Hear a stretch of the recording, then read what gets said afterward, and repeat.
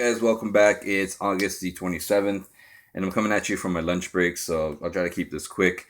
Um, got a bit of a haul to show you guys, primarily from an estate sale that I went to yesterday. My go to lady gave me a call, told me she had more stuff for sale.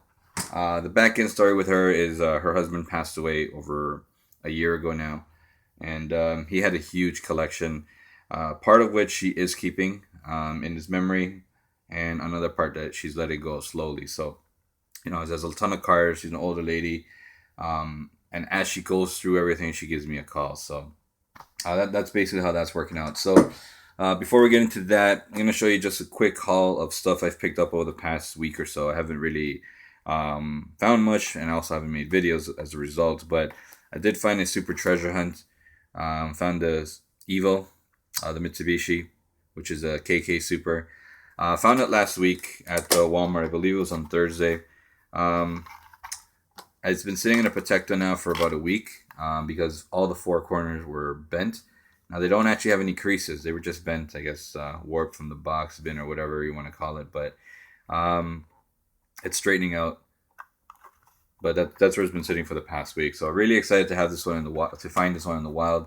I did get one from John Fernandez in a trade slash RAOK a couple of weeks ago. So this one, once the card straightens out, is going to be put in a bulk for a trade I'm looking to do for an Enzo. So we'll see how that goes. And then one last thing, got three cars at the Canadian National Exhibition, which is a CNE. It's a yearly tradition here in Toronto. For 2 weeks, it's like a big fair that they do just to end the summer. And they had a diecast booth. Ton of cars to choose from. But I ended up walking out with just two because, prices added up. And there's one cool thing that I got too. So, first off the bat is the last Skyline that Brian had in the Fast and Furious series. And this is just awesome. This is a 2009. It's a 2009 Nissan GTR. And for me, Jada is always pretty cool. I mean, some of their cars are overly blinged out, but they are a perfect fit when doing Fast and Furious cars because, Fast and Furious cars are souped up and they didn't over fantasize the cars. You've got a lot of opening compartments here. You've got your opening doors, opening trunk, opening hood. If I can get it open here, this one was a bit tough to open up, but I think it's right here in the corner. There we go. So really, really cool. Very, very, very detailed. 124 scale. So that's going to be going with the in the display with my Fast and Furious collection because that's been rapidly growing over the past couple of months. Then I couldn't say no to this. It's the 350Z from the Tokyo Drift movie. You guys may remember this is the villain car. And take a look at this side. The side that's tempoed up. Just really, really awesome. And just like Brian Skyline, it's got the opening compartments. Just really, really a sick piece. Can't get enough of these. I would have bought all of them if I could have. Had to leave the Roadrunner. Had to leave a Charger behind. But I went with these. They didn't have the silver and blue Skyline. But, I'll probably get my hands on that one eventually. And the really, really cool thing is I was there with my son.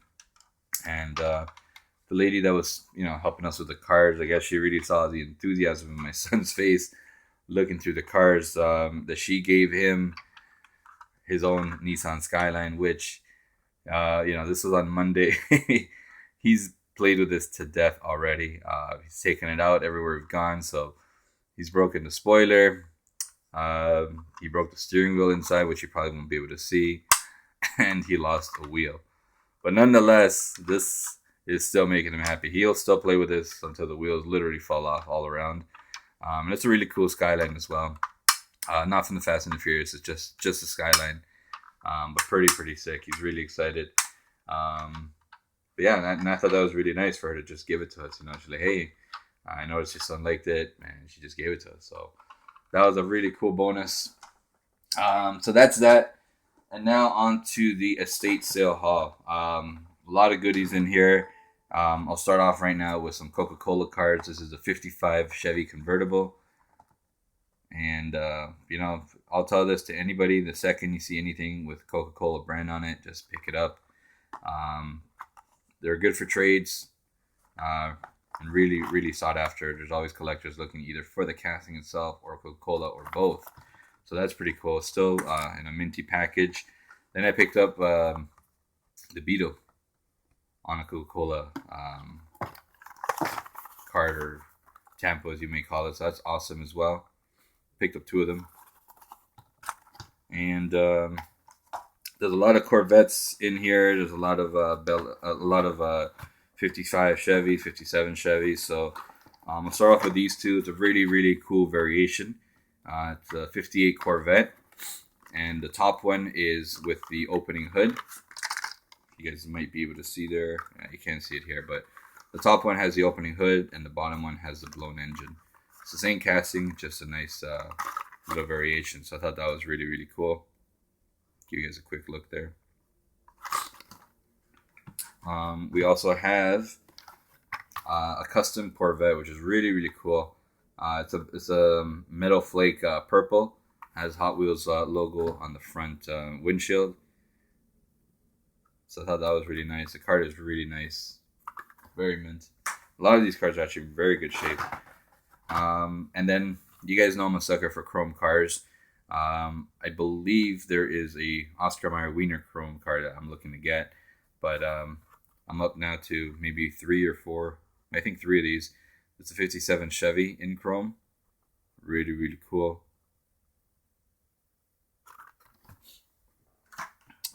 What else do we have here?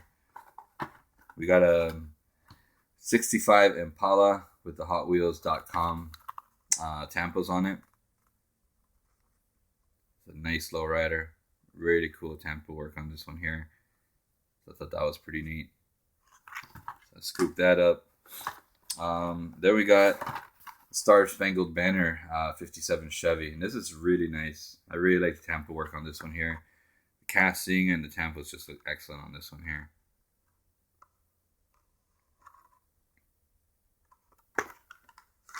And we're gonna get into some older stuff here. I got a Fastback Matchbox. This is a VW concept car. So I thought that was pretty cool. And we got a Corvette, a 97 Corvette. This one I think is from 1993, if I'm not mistaken. Nope, totally wrong. 1998. But that's pretty cool. Haven't really seen Matchbox come in these type of individual boxes. So this is an unpunched card. Looks like the M2 boxes, just doesn't have the acrylic case. But the Corvette is pretty sick. So that's awesome. And then we got a 55 Chevy in purple. So that's pretty cool.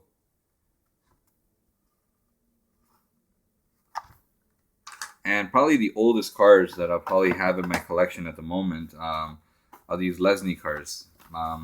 These are copyrighted in 1978, so they would have come out in 1979. It's Matchbox Lesney. The first one here is a Chevy Corvette. Take a look at that. That looks awesome. Still in the package. And considering the age, it's actually not that beat up. It's just have a little bent corner here, but no crease on it. So that's pretty cool. And then we've got a 57 Chevy with an opening hood, which let's see if it still opens. There it is. It's popping up. It flips open. So that's awesome. And then we got a Majorette. This is a little more recent. I think the research I was doing on this one here was from 1991 or something like that. It was a top chromes, and it's a 57 Chevy as well. Let's take a look at that. That's pretty cool. And we've got a card from 1983, which I guess would have been hitting stores in 1984, on an unpunched card, a fairly mint card. It's another Chevy Corvette. And let me see how similar that is to the Lesney one that we have here, because I think the tampo work is very similar. Actually, yeah, the tampo work is the same. So take a look at that. So I guess the main difference is the interior. The bottom one is a bit darker tan, and it has the bottom bar being orange, whereas the top is silver. But otherwise, it's the same casting, just different years, different releases. That's awesome. So I never noticed that till now that I was just making the video. And then we got two more right here. I got a American Chrome Chevy Impala from Johnny Lightning. Pick that bad boy up. I might crack this one. I have a couple of loose Johnnies, so I might just put it together with that. Really hyped up about this one. This is actually pretty sweet. I might hang on to this one unless somebody has something to trade for it. But it's a 56 Chevy 210 sedan from the 100% Hot Wheels. And comes in the acrylic case. Perfectly mint box. So that's really, really sweet. Opening hood, rubber tires, all intact. And then I got a piece here that I guess had some short-lived fame yesterday on Instagram. I was doing some research. Every time I get cars that are old like this that I don't really have too much info on, I just try to do some research. Texas Diecast or South Texas Diecast, eBay. I do comparisons as to what they sell for. So I saw this 58 Corvette that I got on a shorty. And I was seeing it all over the place for like $1, $2. It went up as high as 10 depending on who's selling it, but primarily it is like $1 or $2 car. So I thought that was pretty neat. The blown engine looks sick on this car, and it's a nice deep, looks like a Spectra Flame purple, I guess you would call it. But as I was looking through the listings, they had another 58 Corvette, which they said it was rare because it had the 5-spoke, and the guy was selling it with 25% off. He was selling it for $175. I'm like, whoa, I have that car. I had it right here. 58 Corvette. I was pretty hyped up because I figured, hey, I'm working on trading for an Enzo. So if I had like a $175 car, I may have put it up for trade. But got hooked up to speaking to DVS Prague, and even Matt Slycar was tagged in on the post. And yeah, they confirmed that the seller was just out of whack, slightly overpricing his car. It is a really cool casting, don't get me wrong. But it's about a $5 to $10 car depending on who's selling it. I think the listing price, as DVS Prague mentioned, is about $5, so $5 car. But I can't complain. It's pretty cool. It's on a mint card, got the wheel variation, and it's on a long and short card. And I only paid 50 cents a piece, so I can't complain. So that's all I have for you guys today. I might have more stuff to show you guys later tonight or maybe this weekend. I got a trade box coming in from Mr. Jay Nyberg. And I'm working on getting the latest set of the Retro Entertainments. I actually might already have them set aside for me from my buddy Frank. Just haven't had time to meet up with him. But if that works out and he does keep them aside for me, then I've got a set. And that brings me up to date with the Retro. So pretty excited about that. I'll make a video for sure when I get that because the cars are just awesome. You guys have probably seen videos of it already, but I'm going to do my take on them. They're just absolutely sweet. So catch you guys in the next one. Talk to you guys soon.